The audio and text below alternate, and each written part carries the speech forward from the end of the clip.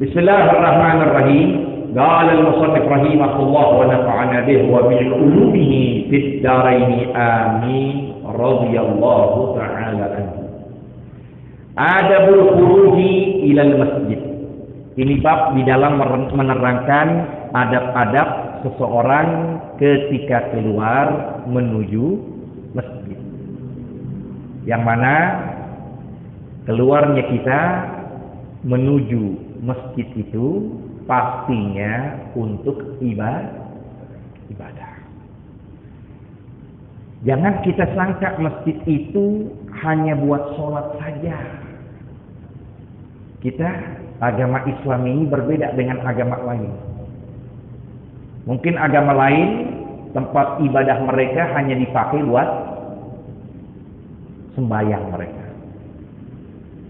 Tapi kalau kita umat Islam datang ke masjid, fungsinya itu multifungsi masjid.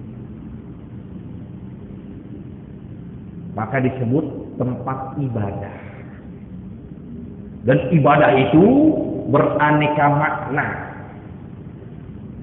Yang paling utama, sebagaimana Nabi menyatakan, afdhalul ibadati thalabul ilmi. Ibadah yang paling utama menuntut ilmu. Maka cara kita memakmurkan bukan dengan sholat 5 waktu saja. Banyak kita dapatkan masjid begitu, kosong. Yang ada ramainya 5 waktu. Selepas 5 waktu, kayak kuburan, tutup. Makmurin rumah Allah. Dalam hadis qudsi Allah menyatakan, inni la'ahummu bi azabi khalqi. Sesungguhnya aku betul-betul ingin melemparkan siksaanku kepada makhlukku. Maksiat yang gak pernah berhenti setiap saat. Baik yang muda, baik yang tua, baik yang kecil, baik yang besar. Faidar ra'aitu. Tapi ketika aku melihat, ya, yang Allah lihat kan, Umar buyuti. Ketika aku melihat mereka yang memakmurkan rumah-rumahku. Dengan apa?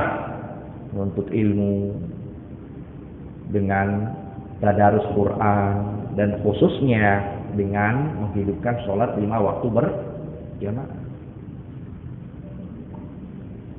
Wal mutahabbina fiyya, yang kedua mereka yang saling cinta dilandaskan karena kita kepada saudara, kita kepada teman, kita kepada kerabat, kita kepada istri, kita kepada suami, dilandaskan semuanya karena Allah.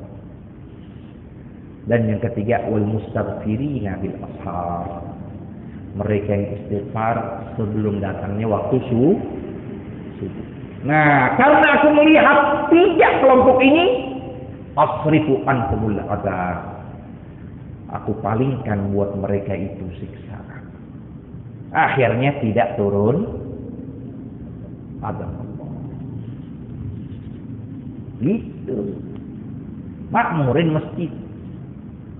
Nah, maka di sini akan kita bahas adabul khuruj ilal masjid, bagaimana adab-adab kita ketika keluar menuju masjid. Fa idza faragta min taharatika, maka jika engkau telah selesai dari kesucianmu, yaitu hadas kecil dan hadas besar,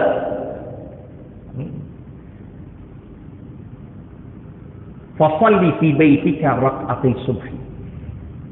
Salatlah kamu 2 rakaat subuh di rumahmu, jangan di masjid. Jadi salat itu ada kalanya wajib, ada kalanya sunnah. Ada salat sunnah yang dianjurkan kita berjamaah, ada salat sunnah yang tidak dianjurkan kita berjamaah.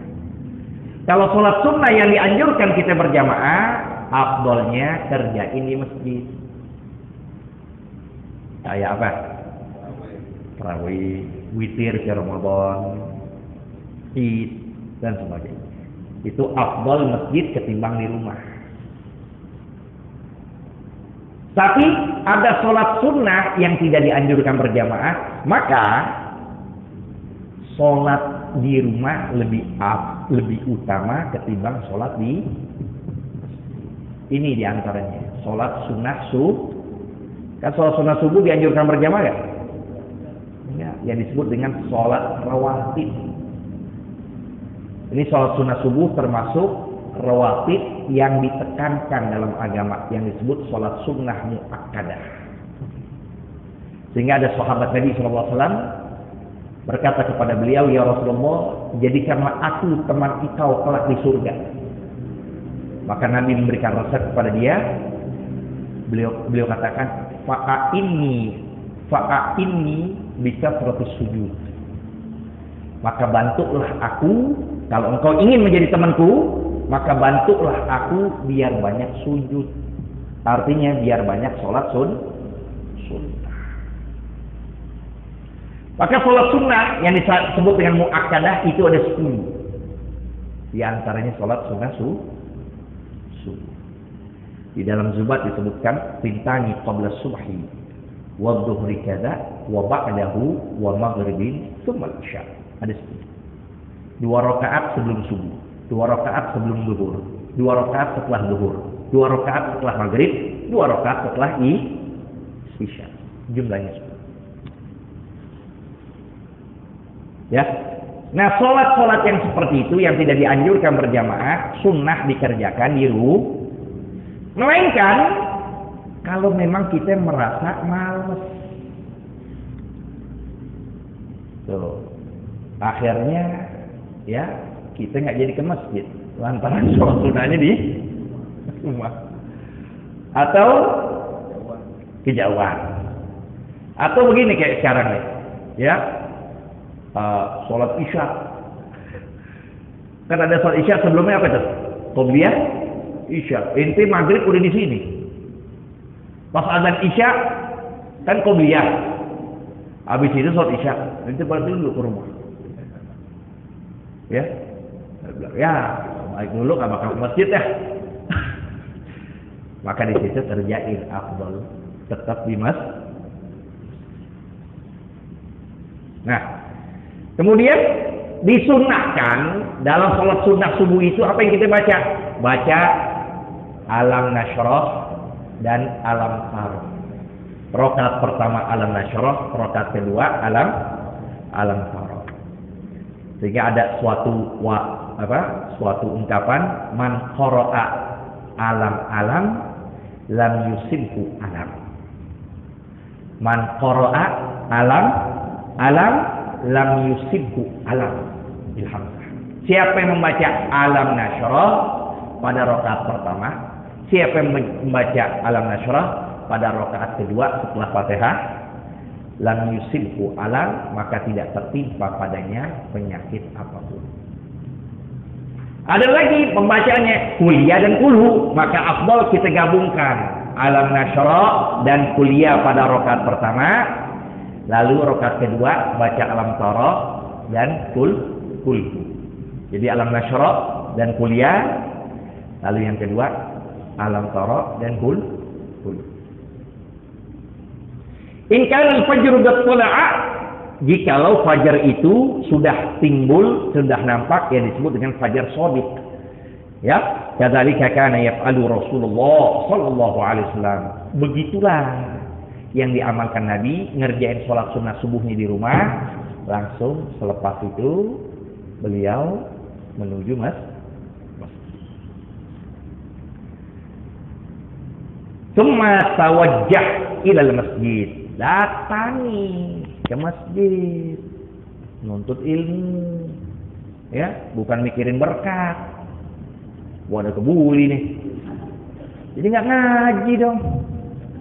Pengen kita hidupin masjid, bukan hidup di. Ada sebagian masjid, ya, bagian, ya, kerjaannya bukan menghidupkan tapi hidup.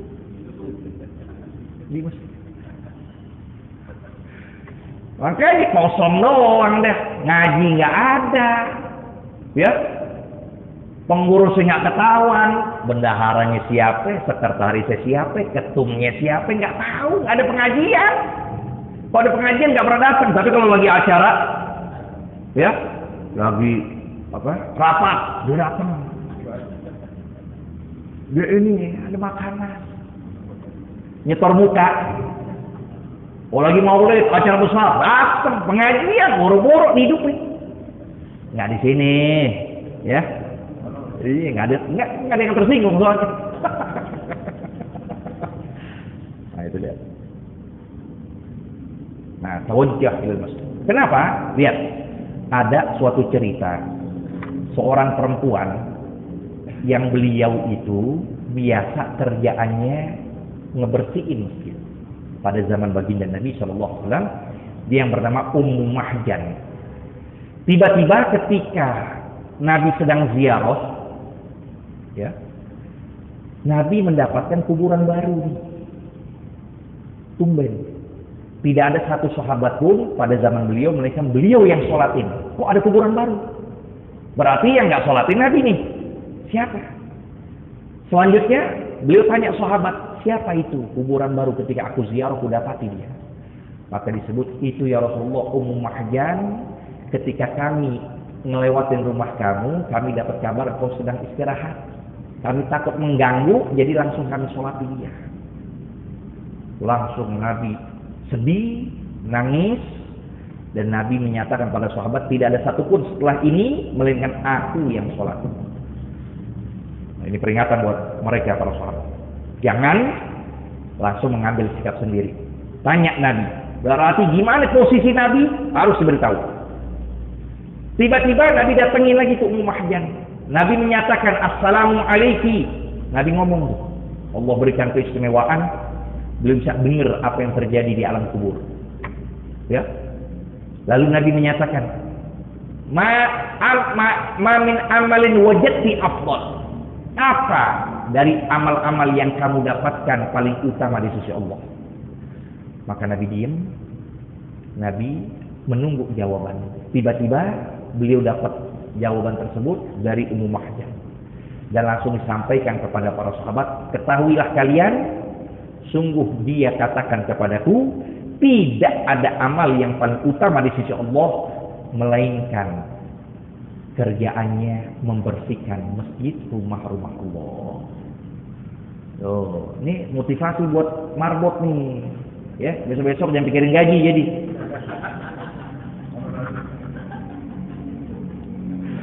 Ya, dikatakan tuh perbuatan apa yang paling utama maka didapatkan, dikatakan tidak ada perbuatan yang melebihi ketimbang aku membersihkan rumah Allah.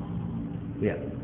Lalu Nabi menyatakan al-an gatra'aha jalisatan fil jannah, ya, sungguh sekarang aku melihat dia sedang duduk di tempat yang Allah bangun buat dia di dalam surga. Lagi sedang duduk santai dia di surganya Allah. Allah berikan tuh lantaran kemuliaan ketika di alam dunia dia memperhatikan rumah Allah. Itu makmurin apa yang bisa kita. Kita nggak bisa bersih-bersihin. Ikut pengajian, nimbrung dalam pengajian. Itu termasuk memakmurkan rumah itu yang tadi. Dengan sebab insya Allah mereka yang memakmurkan masjid, Allah angkat dari berbagai macam azab yang Allah turunkan di permukaan bumi. Tawajjah ilal masjid wala tada'is shalah fil jamaah. Jangan engkau tinggalkan sama sekali salat berjamaah. Yadullah fawqal jamaah, pertolongan Allah bersama kebersamaan. Di atas kebersamaan itulah pertolongan Allah. Jadi jamaah ini yang harus kita perhatikan. Ya, sungguh kemuliaan cukup, nggak perlu kita lihat kemuliaan fulan, nggak perlu. Cukup kemuliaan ketika kita bisa paksain diri kita untuk senantiasa sholat berjamaah setiap harinya. Itu Habib Abdullah bin Muhsin Al-Abbas, Empang Bogor, ketika disodorkan kepada beliau berbagai macam keramat. Oh, si fulan begini, si fulan begini, si fulan begini, si fulan begini, keramat. Maka dibalikin nama Habib. Cukup Allah berikan kemuliaanku semenjak aku kecil sampai saat ini nggak pernah ninggalin sholat berjamaah. Dikarenakan apa? Tidak ada satu hadis pun yang menyatakan Nabi sholat sendirian. Nah, alhamdulillah ada masjid kita makmur, udah gampang. Mau nyari jamaah udah tahu, datang ke masjid kita, ke musola kita. Maka dengan sebab itu berbagai macam manfaat bagi mereka yang mengerjakan sholat berjamaah. Ya. Seperti begini, sholat berjamaah itu digambarkan ya kepada orang-orang ahli fikih layaknya kita punya air. Nih, segelas.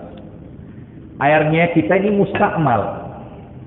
Airnya mustakmal, nggak boleh kita untuk bersuci, ya kan?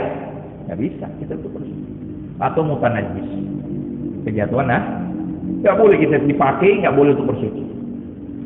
Nah, setiap satu di antara kita bawa nih air segelas yang mustakmal, ya, dari anak dari semua terus dikumpulkan di satu bejana wadah, kita kumpulin bersama, tuangin sampai 2 kula, sampai 2 kula. Kita lihat, tiba-tiba kita dapatkan itu nggak ada dari 3 macamnya, baunya, rasanya, warnanya. Ya, itu air yang setiap satu gelas kita bawa, kita kumpulkan di wadah, di bejana, sampai 2 kula kita dapatkan itu tidak ada 3 dari sebabnya itu yang berubah. Warnanya, baunya, rasanya. Maka apa hukumnya? Hukumnya suci, mensucikan. Sekalipun dibagiin lagi. Sekalipun dibagi lagi, dibalikin lagi. Segelas, apa hukumnya? Tahur. Suci, mensucikan. Tuh kiasan para fuqaha kalau kita memperhatikan sholat berjamaah.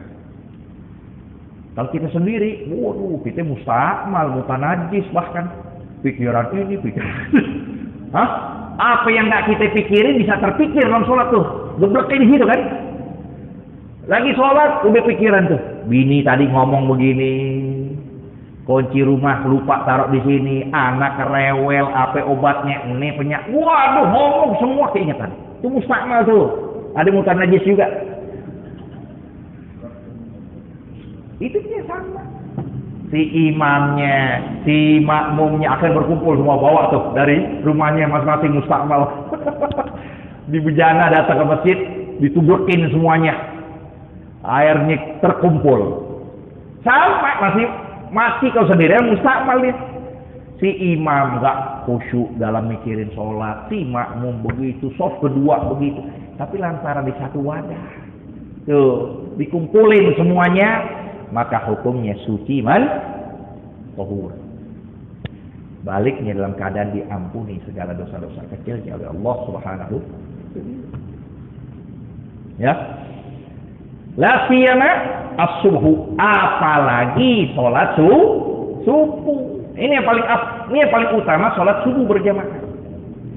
Karena dengan hadis Nabi SAW menyatakan, man shallal isya fi jama'atin faka'annama qama nisfal lail. Siapa orang yang mengerjakan sholat isya berjamaah, maka dia seakan-akan ibadah sepanjang setengah malamnya. Setengah malam. Coba dari jam 6 sampai jam 4. Berapa jam? 12 ya, 6 sampai 4, 10 ya. 10 jam. Setengahnya berapa? 5 jam. Itu kita sholat isya berjamaah, maka kedudukannya seperti 5 jam kita ibadah kepada Allah, nggak ada berhentinya. Ngaji aja jam sekarang, pikirin jam dari tadi. Dari tadi liatin jam aja. Orang Tagor kagak. Ya, sambil tidur. 10 jam setengahnya 5 jam dalam keadaan ibadah pada Allah bagi mereka yang sholat isya tapi disebutin hadis Nabi, man shallal subha fi jama'atin faka'annama qamal laila kullah. Siapa orang yang mengerjakan sholat subuh berjamaah seperti dia menghidupkan malam suntuknya untuk ibadah. 10 jam dia ibadah dengan sebab sholat subuh berjamaah. Maka di sini jangan kau tinggalkan sholat la siyama subuh, apalagi sholat subuh. Sholatul jamaati tafdulu ala sholatil fard. Sedangkan sholat berjamaah itu mengungguli dari sholat sendirian bisa ba'in wa isyrina darajatan, lebih 27 derajat. Ingat 27 derajat bukan 27 kali. Ya. Maksudnya apa? Oh, 27 derajat berarti kalau sholat isya aneh ulang 27 kali berarti mengungguli. Enggak begitu. Ya kan? Ini 27 derajat, bukan 27. Maka satu derajat itu mungkin bisa ratusan bahkan ribuan yang Allah berikan kepada mereka sholat jamaah bagi mereka yang tidak sholat berjamaah. Ini 27 derajat, ini bukan maksud 27 kali, nggak bisa.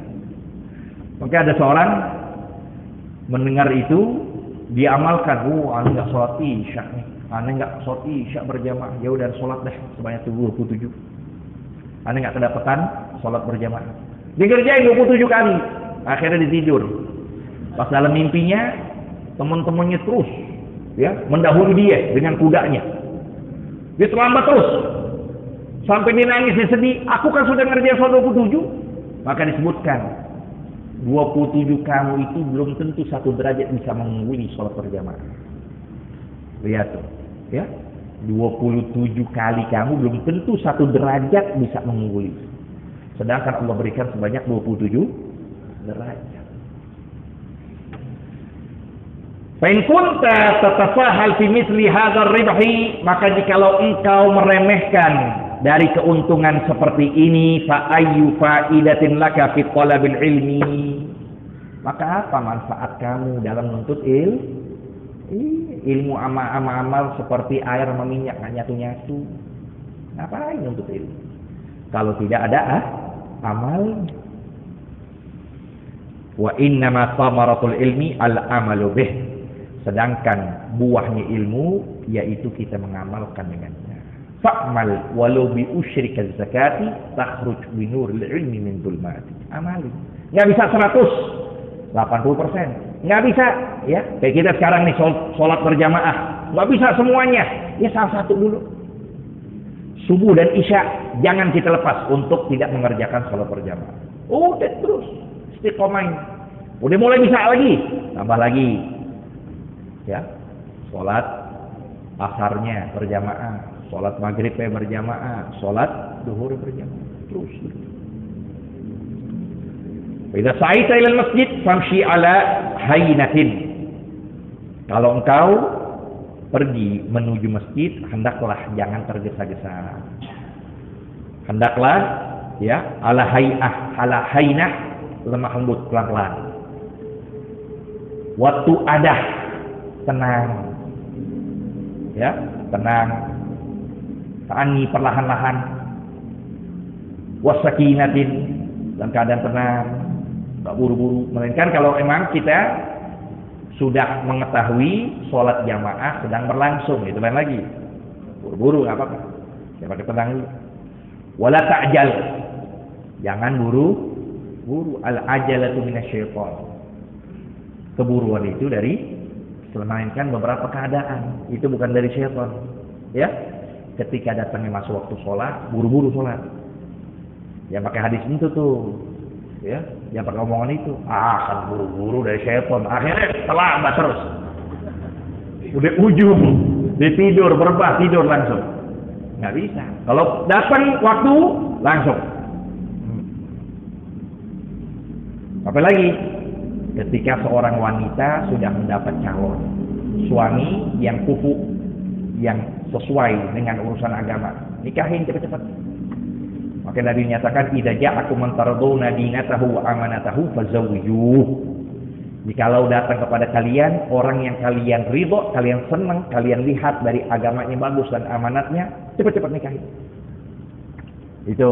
Itu enggak yang namanya tercela kalau kita buru-buru begitu. Ya.